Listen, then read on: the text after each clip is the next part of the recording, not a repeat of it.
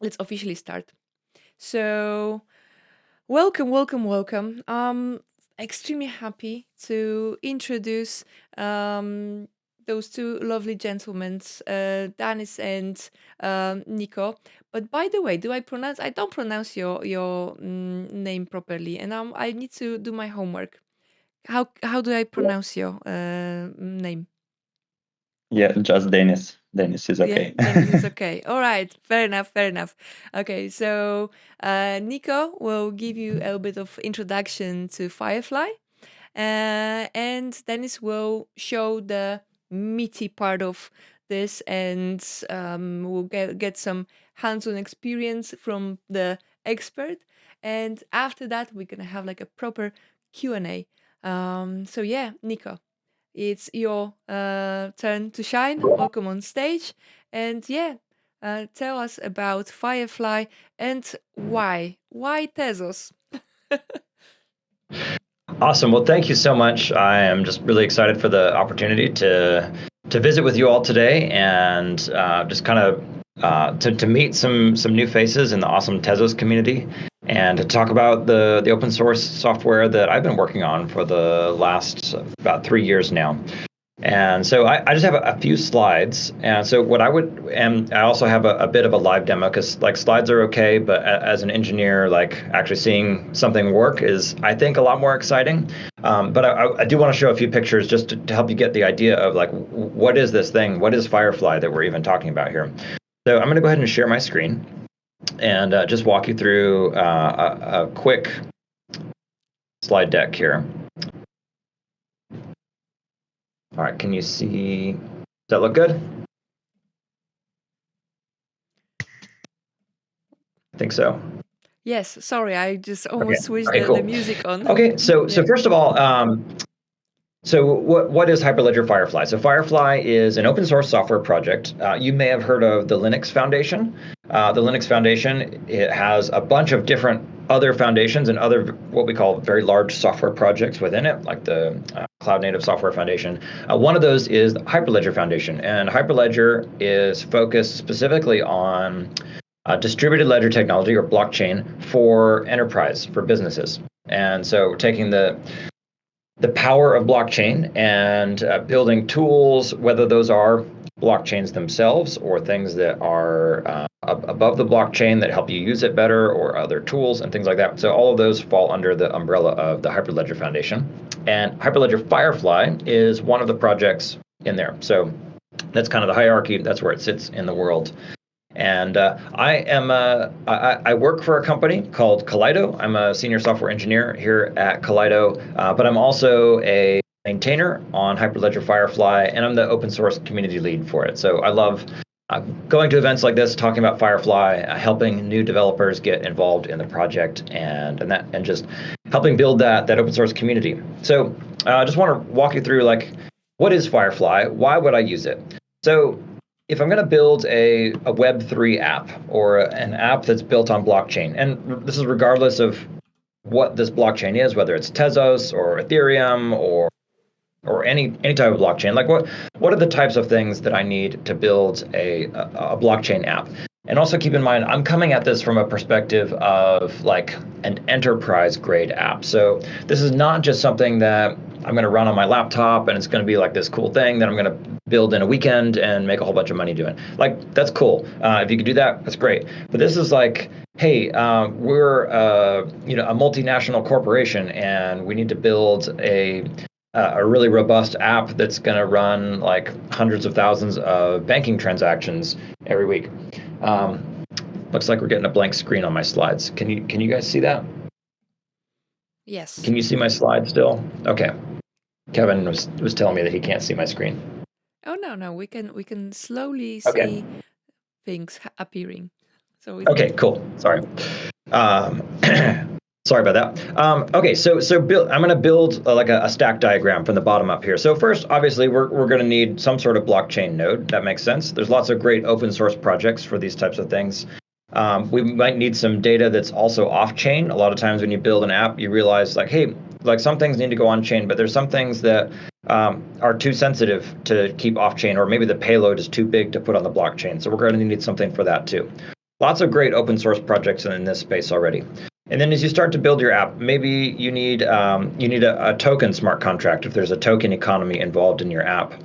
You're going to need something that is going to look at that token contract and index the events that are being emitted by it. You're also going to need something to actually submit transactions to that. On the off-chain side, you're going to need some code that's going to be able to actually go get and retrieve that off-chain data and put data there.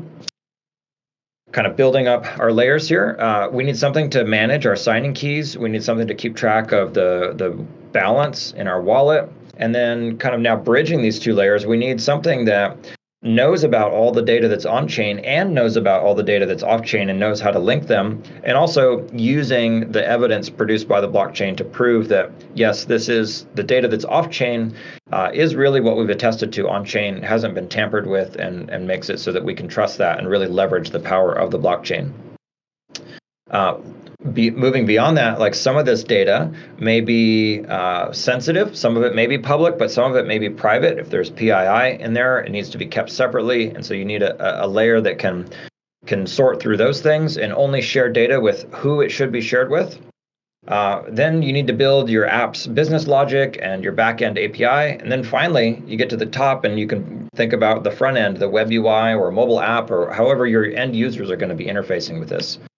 So this is a lot that you have to build. And again, we're thinking about like not just something I'm going to stand up on my laptop over the weekend, but this needs to be robust. It needs to be enterprise grade and well tested and sort of battle proven.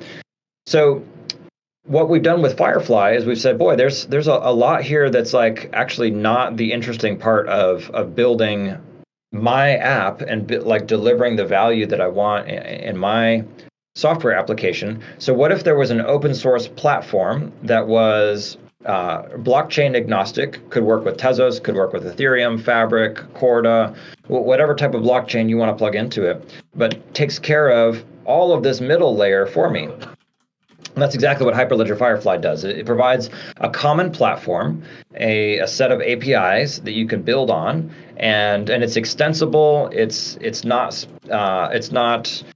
tied to one specific ledger or type of technology. It has lots of different plugins for different types of technologies in each of these boxes, and it gives you this great API and WebSockets for events that you can quickly and easily build an app, and you can focus just on these top two layers, which is really where you're going to deliver your value. It's your business logic, whatever problem you're actually solving, and that wonderful user experience that you want to provide people.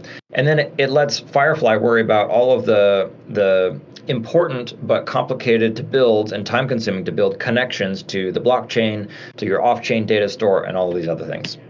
Okay, so where does it, if I'm going to run Firefly, where does that actually fit in the world? Well, like I said, it's designed for enterprises. It's designed for enterprises, and it's designed to be the thing that an enterprise can install and then connect to any blockchain-related thing, whether that's a consortium of other companies also running Firefly, or whether that's a layer 1 or layer 2 chain, some sort of ecosystem of NFTs or some sort or other DeFi apps, that sort of thing. It's made to be a one-stop shop for all things blockchain and Web3 for enterprise. So what does it allow me to do? It allows me to build apps, it allows me to build flows and manage digital assets. And there's a bunch of different features in there. This is a picture from the docs, and I'm not going to go through every box in here because I'm also trying to keep this quick. If we open up the hood and look at like what's inside Firefly, hopefully your screen is big enough that you can kind of read some of the text here. If not, this diagram is in the docs as well if you're really curious about what's inside it. But I've hinted at the fact that it's very modular. Firefly Core is sort of the orchestration engine that connects all the other pieces. And there are blockchain connectors, and Denis is going to talk a lot about this, about what a blockchain connector is and the experience of building one and why you might want to build one in a little bit. But there's a common framework provided for building connectors to other blockchains, and Firefly is made up of many different microservices that sort of connect to each of the services that Firefly needs in order to run, like a database or off-chain storage, that sort of thing.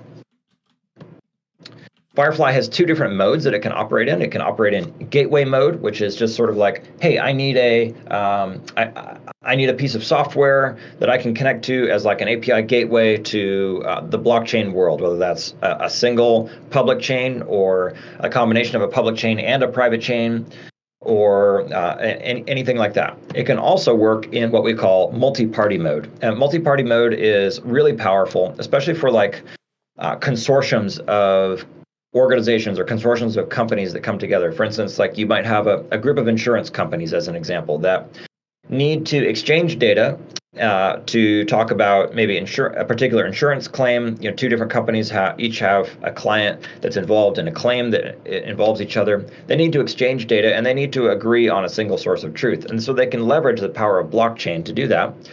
Each of them can run Firefly and run an app in a distributed manner, so that there's no one owner of the single source of truth. The single source of truth is, there's one truth, but it's distributed amongst everyone in the consortium or the multi-party system. And they can exchange data both publicly with everyone in the network and privately with select organizations within the network. And so it's a really powerful thing for enterprises in that regard.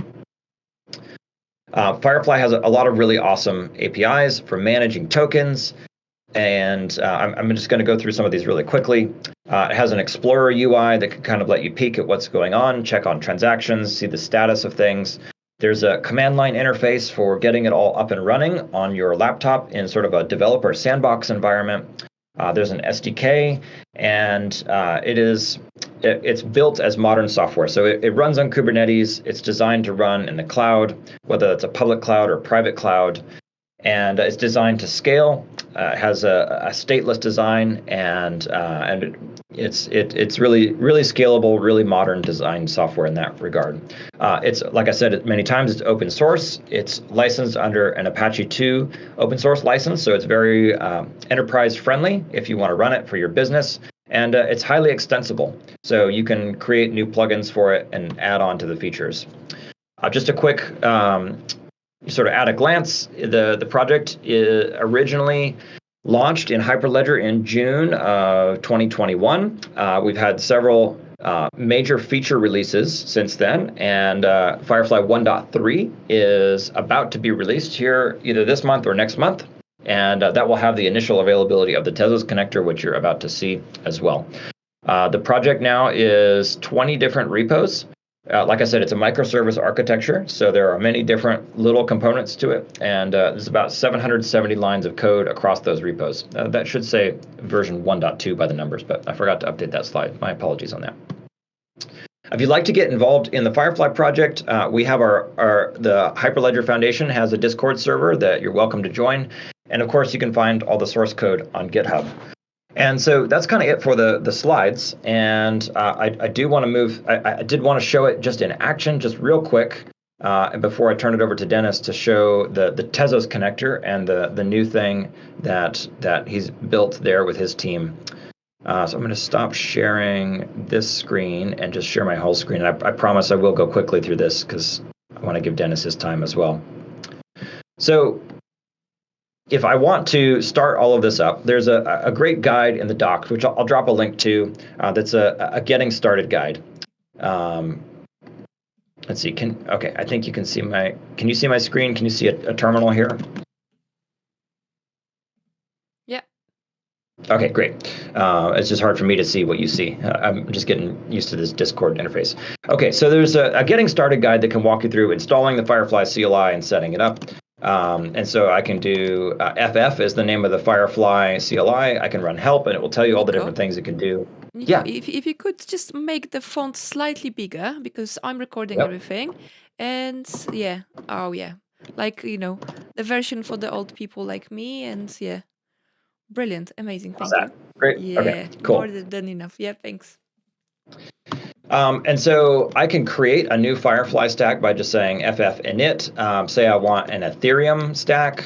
Tezos is coming in the upcoming release, which Denis will show here, and it will say, what do you want to call it? And I'll just call this one dev. How many members? We'll just create one member right now. We don't need to create a multi-party network. And then this is all going to use Docker and Docker Compose under the hood. No, I didn't give it a name. FF start dev. And so this is basically just going to spin up a whole bunch of Docker containers on my machine, and it's going to create all of those microservices for me. So it's going to pull all those containers. And while that's starting up, I just want to show you just a tiny bit of source code, just so you can kind of get an idea of, again, this is like, as a developer, where I think the power of Firefly comes in. So say I wanted to create an app that does a token swap between, like, say you send me X number of tokens, non-fungible tokens, and I mint you an NFT. Well, I can do all that with Firefly and the Firefly SDK in 65 lines of code, and that's including stuff to like gracefully exit with Control-C and all that. So what this does is, this is really the bulk of the function right here. It's really about 30 lines. This just says, listen on a Firefly WebSocket for an event, and if the event is a token transfer from in the pool of like the non-fungible tokens that I've told you about, and it's to me, my Firefly address, I'm going to check to see what the amount was. This is very trivial.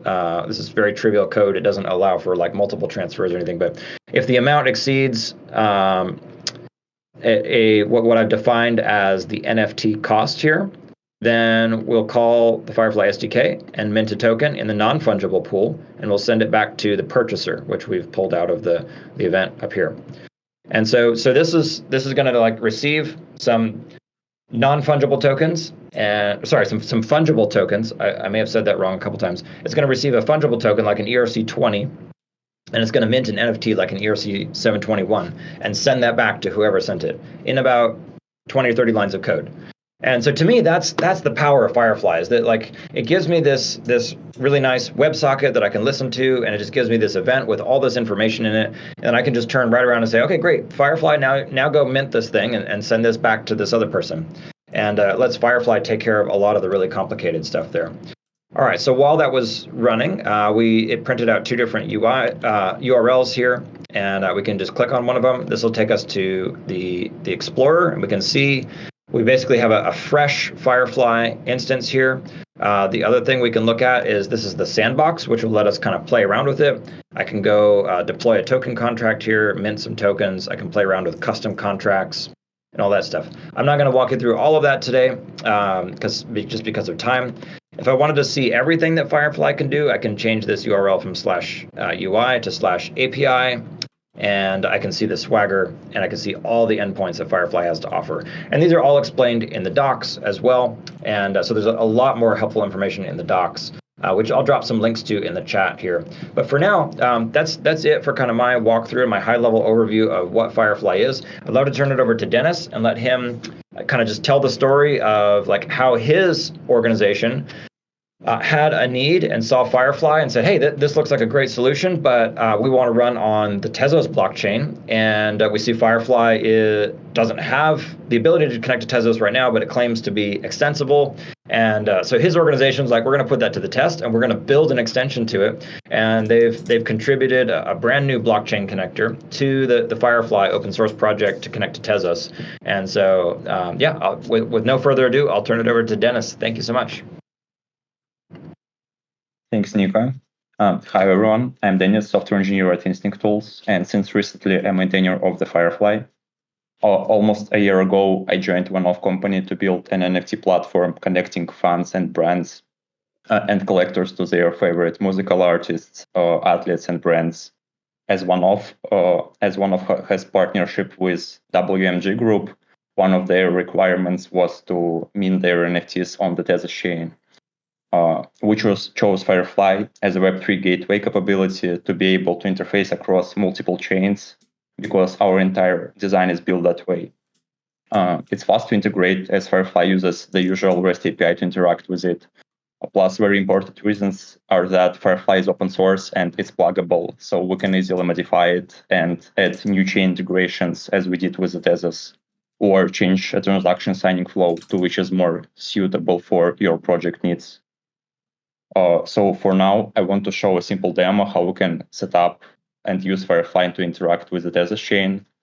Some of things will be crossing with what Nico showed, but in a more practical way.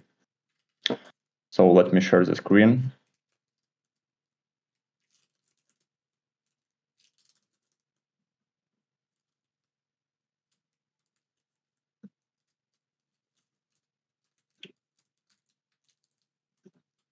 Do you see something? Yep, looks good, Denis. Good. So we see simple high-level architecture of the demo stack. Here we have Firefly Stack and Firefly Core service, which Nico mentioned. It's the service which orchestrates transactions across the blockchains, shared storage, and private data exchange. This component is blockchain agnostic and provides a set of APIs to interact with the Firefly. Then we have blockchain connector, which handles blockchain-specific operations such as nonce management, transaction building, event processing, and so on. Here we have signing service. As far as we can see from the name, it's responsible for signing the transactions, which after will be sent to the chain. And Firefly CLI, it's an utility tool which helps us to run the Firefly stack. So let's start from running the Firefly stack. For that, we can open the Firefly documentation page. Firefly, choose the version head, tutorials, connect to remote blockchains. As a testnet, this page shows us how we can set up the Firefly stack. First, we need to install the Firefly CLI. I already did this. It's just a simple binary, so it'll be easy to do. Then we should set up the transaction signing service. As for the demo purpose, Firefly uses the local signing options. It's available out of the box, so we don't need to use this for now. But for production cases, you may require to use another more secure signing options, such as different cloud KMS systems, HashiCorp Vault, for example, HTTP, and other stuff. You can see the list of available integrations in that page. So for now, let's create the new Firefly stack. Firefly init. Then we need to show the connector, which we're going to use to connect the Firefly. Denis, just a quick thing. If you could please make the terminal bigger, that would be amazing. So okay. People will be able to see a little bit more, and like just to do the font a little bit bigger. So I think it's Command and What's plus. combination? I think it's Command 5. Not 5, but plus. Sorry, Command plus. Yeah. Better. Yeah, way better. Thank you. Good. Thank you. Then we need to show the flag multi-party false, as we just want to run the Firefly in simple gateway mode. As Nico mentioned before, like there are two modes, and we just want to run one Firefly node to interact with the data chain. And the next option will be remote not URL, which shows which RPC node we're going to use to interact with the chain. So for demo purpose, we can use just the public RPC node. For production cases, you may require to set up your own RPC, as public ones have limitations. And the next flag would be the manifest file. As the Tezos connector is not yet released, we should point the flag manifest. The file looks like this. It contains the services and the versions which are going to be used in our Firefly.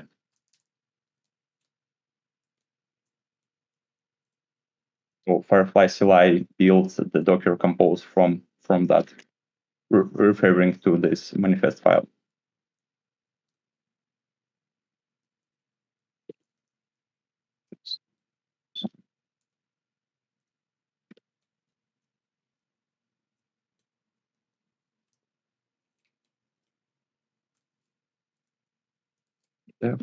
One. So we created the Firefly stack. Let's run it.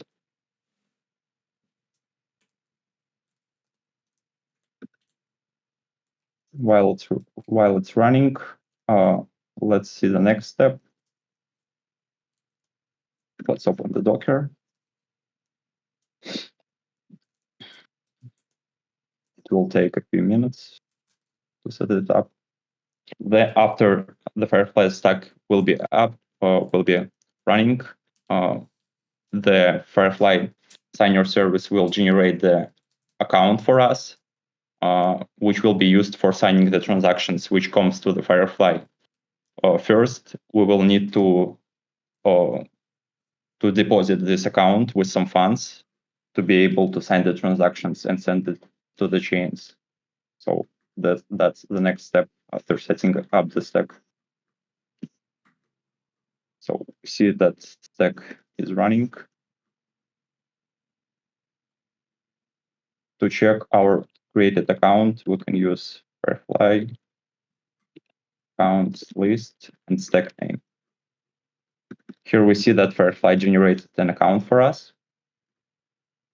And let's use the Tezos faucet to deposit some funds.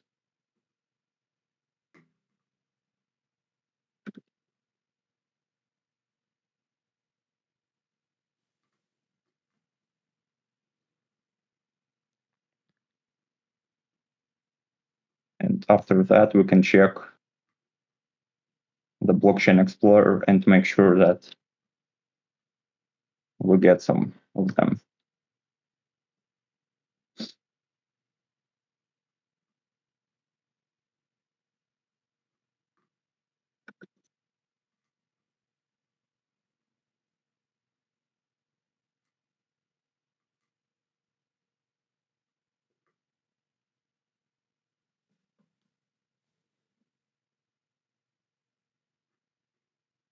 Here it is. Let's check it out.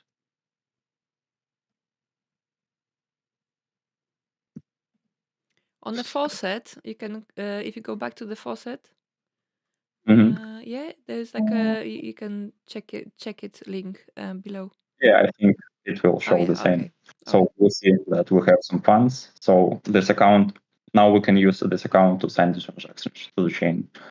After we set up the stack, the next step will be working with the smart contract and generate the HTTP API for that. The first step would be deploying the contract. For now, we should do this manually, but there is an option for EVM chains to deploy it through Firefly. For Fabric and Tezos, there is no such option for now. I've deployed it before to save us some time. There is a simple contract. It looks like this. It has two methods. One set, which is entry point, which changes the state of the contract, and on-chain view, which reads the data from the chain and doesn't affect the state. So here we see the deployed contract, entry points set, views get, and the storage initialized with the storage variable and value is 12. The next step would be generating the Firefly interface format. It's universal format, Firefly format, which describes the methods of the contract and input parameters.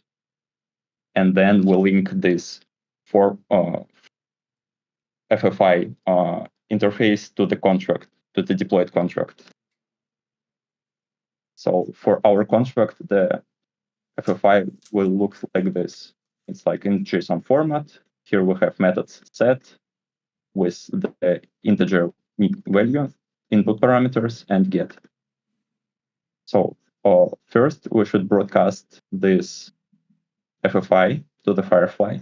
So every member of the Firefly network will have an access to this interface.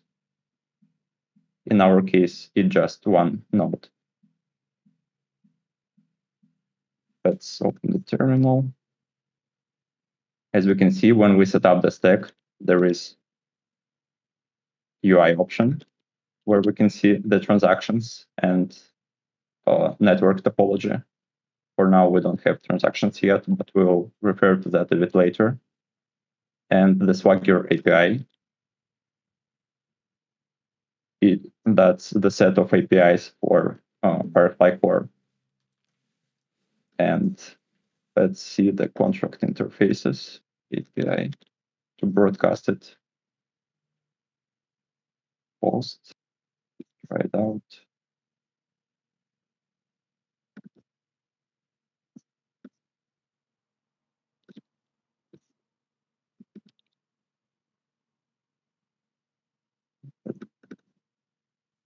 Execute.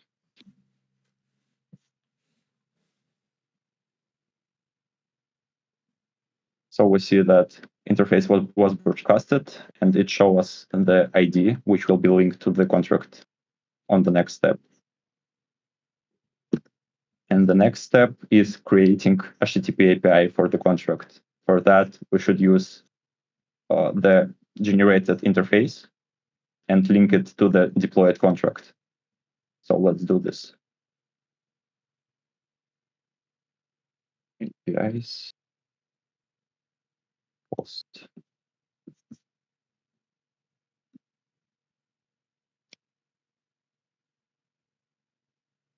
Name, simple search.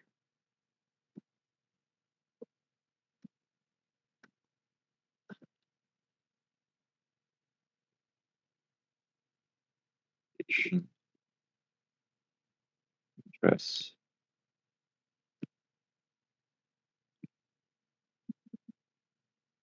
Here we should take the address of the contract.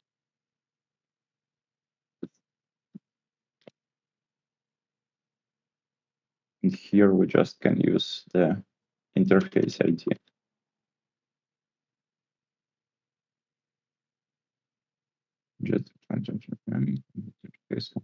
Okay, let's see the generated contract interface ID. Here this.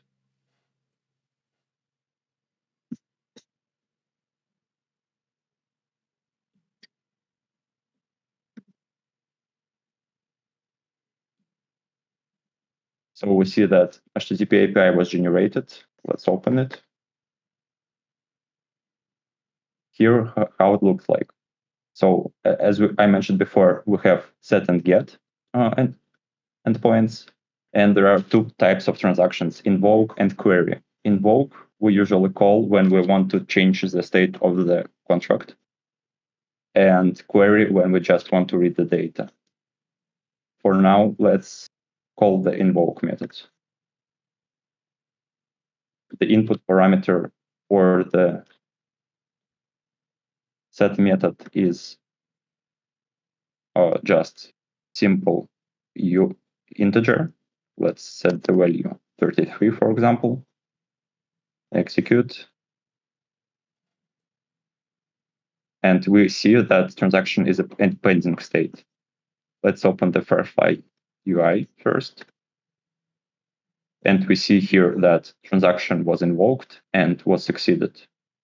And then we can see it in Blockchain Explorer.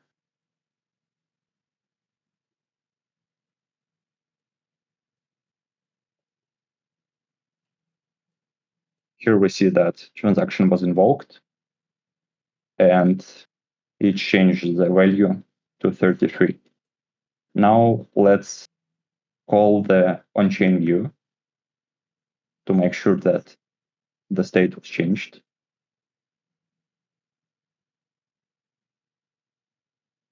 For that, we need to use query get.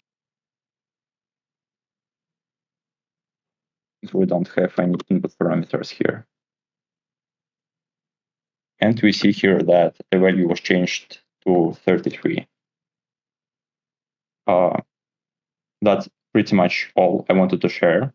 And today's goal was to show how we can use Firefly to interact with the Tezos blockchain using the usual REST API.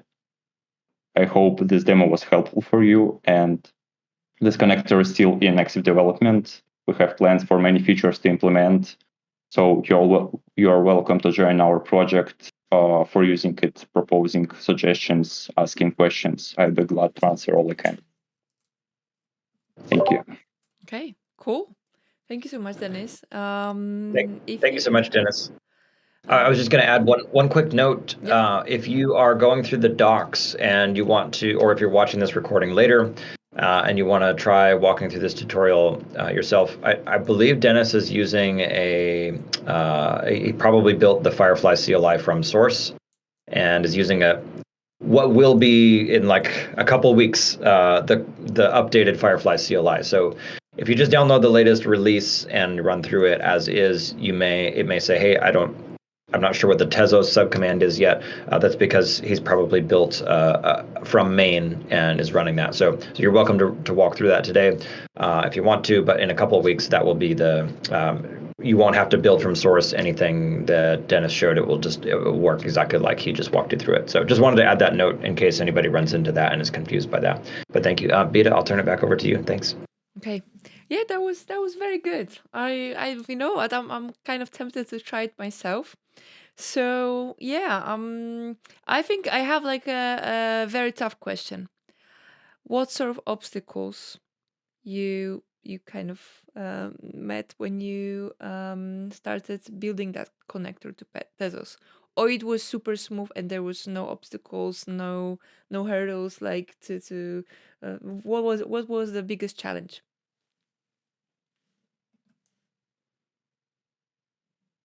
The biggest challenge I want maybe to figure out how Firefly works, because I haven't worked with it before and I haven't worked with the Tezos before.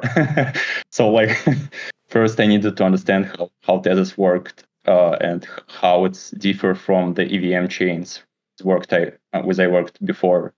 So that was the main challenge, and there is no actually so good documentation for it. I think there are a bunch of different like documentations from different communities, and like they refers to the same information, but you often it's often hard to find something what you really need, what is more complex maybe.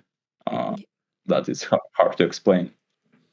Yeah, we're aware about this, and we're working hard to make it. I know it's not the sexiest thing to say, to make it more centralized in Web3. So we will have like the essence of the best documentation out there and put it in one place. And yeah, I think that's one of the goals. And my colleague who's in the audience is keeping eye on it and making sure that documentation in one centralized place will provide the most quality information, and we're aware about this, and we're working hard to get that documentation experience best ever.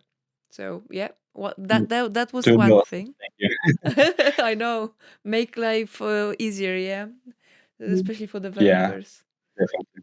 So like technology wise, how because you have now the experience with EVM and Tezos, and I'm not asking if what was easier, but what is kind of um, I don't know. Do you find building on Tezos like way more difficult, or maybe it's easier, maybe let's forget about the documentation, but just the tech stack? What was the easiest thing to do, and what was the hardest thing to do? If you are about the contract development, I think it's good that we have a choice in Tezos which language to use, like SmartPy, Lego, and other stuff. And that's really good when you have experience with particular language and you can use it to build the smart contracts. I don't say about the quality of those EDS, or for example, the SmartPy. I used it to build the contract, but yeah, documentation is not always up to date, and some of things I found in the legacy documentation which wasn't showed in the new one, and yeah, there are things to improve, but it's really good when you have a choice which language to use. But from the integration perspective, it's with Firefly, I mean, it's also a bit more difficult because you need to support like all of those languages if it's possible, because like you don't know which of them are preferred by users. Gotcha. So that's a challenge in that from that side. Mm-hmm. Good to hear that. And not good, but still good. And if I could just kind of build on that a little bit, I think the things that's really interesting and exciting about Firefly is that it is a bit technology agnostic in it allows me to focus on my app and my business logic and my user experience that I want to build, and then it sort of separates the decision of like, what chain do you want to run it on? Do you want to run it on Tezos, or do you want to run it on a private proof of authority Ethereum network that you run yourself? And it really comes down to like every chain is really good at certain things and is optimized for like certain features and has certain features that are really cool, and other chains are maybe optimized for different things. So it comes down to like, hey, what for my particular use case, like what type of chain meets it has the features and values, the things that I value for my business and my use case of the thing that I'm trying to build. The other cool thing is that Firefly doesn't tie you to one of those permanently. And so say you're like, hey, I want to build and launch this NFT marketplace on Tezos. So that's great.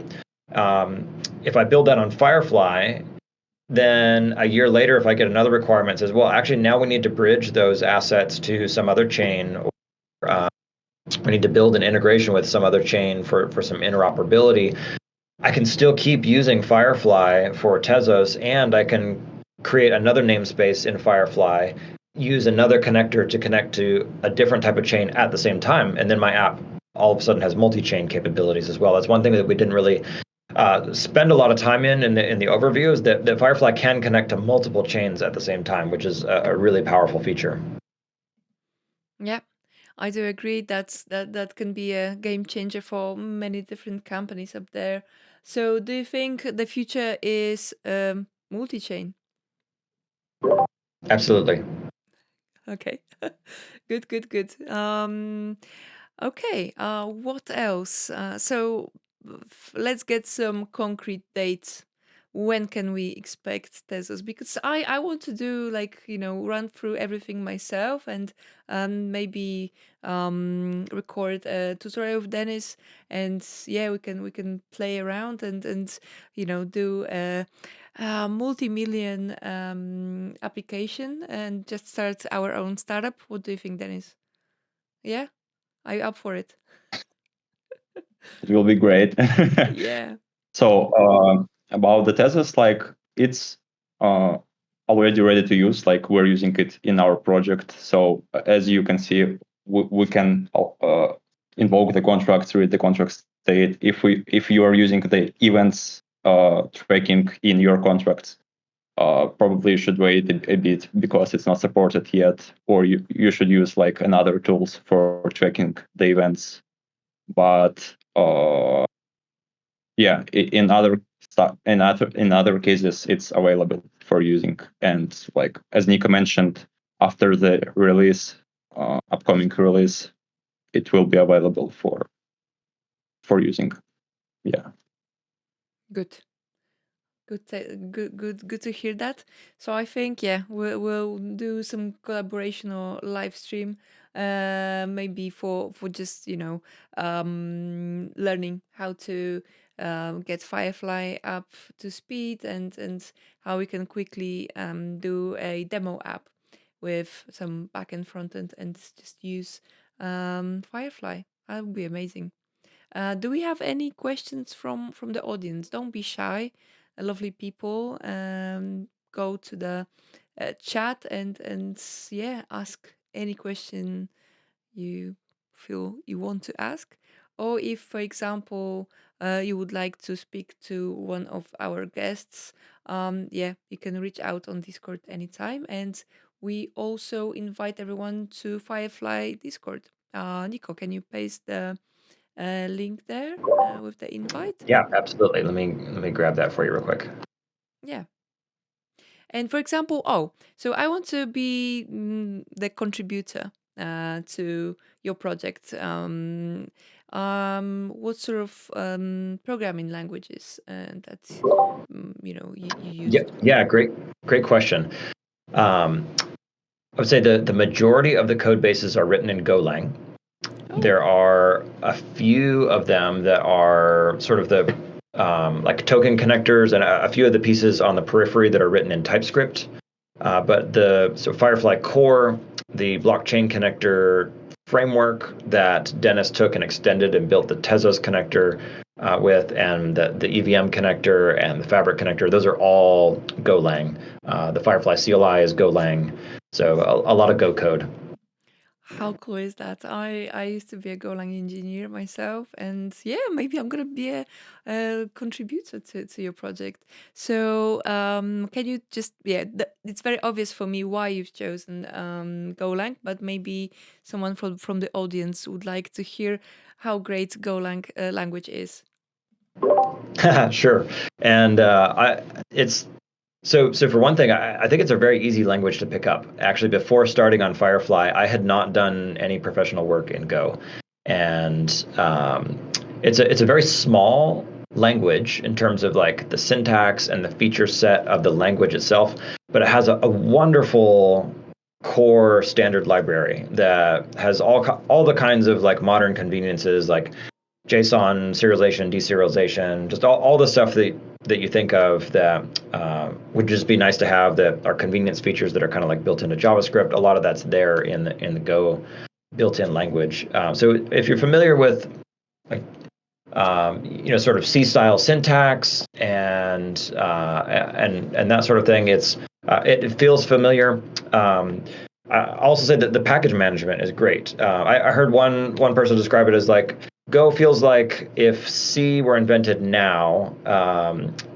You sort of have like a slightly lower level language that compiles to native code, but has wonderful package management that like has traditionally been a nightmare using a project in C to go find all the header files that you need and that sort of thing. So it's got great tooling and package management and all these things, kind of conveniences of a modern language, but still compiles down to a very small binary, is very efficient. It is a native compilation. So when we're talking about doing things, especially in the blockchain world, like cryptography and like very CPU intensive operations, a lot of times Go is a very popular language. Rust is also very popular. Sort of these languages that compile natively for the CPU architecture that you're running on they do have a big advantage doing these low level complex CPU intensive operations. And it's a fun language to work in. Anyway, that's just my little commercial for it. Yeah, we share the same values about the Golang. I think it's so in total, like how many microservices do you have like in the core of Firefly, by the way? So a running stack will have a Firefly core, a database, a blockchain connector, probably some sort of service to sign your transactions, which may or may not be the blockchain nodes directly, depending on what type of chain you're using. And then you do need to connect to some blockchain. You may be running that service. It may be running somewhere in the cloud. So probably bare minimum is like 4 different services. Other services that you might run depending on which features you're leveraging. Again, it's very modular, so you can kind of pick and choose what you need. You might also want to run IPFS as like an off-chain storage for like images or things like that. You might want to run what we call a data exchange service, which is used for like private data interchange between like somebody else running Firefly as well in a multi-party system. And you might want to run a token connector. So kind of some optional services on the side there. In terms of repositories, it's spread across 20 different GitHub repos, but that includes some shared libraries that are common. We have like 3 different common libraries that a lot of the microservices inherit a lot of common code from, like the HTTP server and like some event bus things, and just things that are just boring to build over and over and over again in every repo. We just put them in a shared library. So that's why there are so many repos. Okay, we have a question from Kryptonia. Yes, can you create any feature you want on your app smart contract with Firefly? Like besides the swaps, etc., can you also create time locks and maybe any other complex actions features? Yeah, so Firefly doesn't tie you into it has some token APIs, which are just a convenience for like doing transfers or mints or burns, that sort of thing. But it doesn't tie you into any specific constraints. You can write any custom contract that you want and deploy that. And as Denis walked through sort of the process of like generating a REST API with a Swagger UI and everything for his custom contract. And that contract could have been as complicated as he wanted it to. It could have had custom data structures. It could emit custom events, and had all kinds of features that leverage the really cool features that may be native to your particular blockchain. And so it doesn't tie you into like just a narrow feature set by any means. Okay, cool. Understood. Thanks for the reply. Thank you, Sure. Kryptonia, Good for question. for a great question. Okay, I think what time is? Oh wow, it's almost an hour. Brilliant, gentlemen. I don't think we will have any more questions. But yeah, let's just make sure that once everything is fully live and up to date, just leave a message in our Discord channel for developers. And yeah, I hope to have another live session, maybe live coding session with Denis. I would love to do it, and I feel like yeah, that would be a great cooperation, and we can learn how to build a very good multi-chain apps, including Tezos, and how we can I don't know, go wild with the code. Yeah, and yeah, all the Golang engineers up there, contribute, and please join the Hyperledger Foundation Discord that is linked in the channel chat. Okay, all right. Awesome. Thank you so much, Beta, for hosting us today. This was really just a great opportunity to come chat with the Tezos community for a little while, and looking forward to future collaborations as well. Absolutely. Thank you so much for your Yeah, time. thank you very much. It was great being here. Yeah, you're always welcome. If you ever want to have a chat about Golang and other things that you can use to make world a better place, reach out to me. Okay. Thank you so much, lovely people, and I'll see you around anytime All right. soon. Bye-bye. Bye.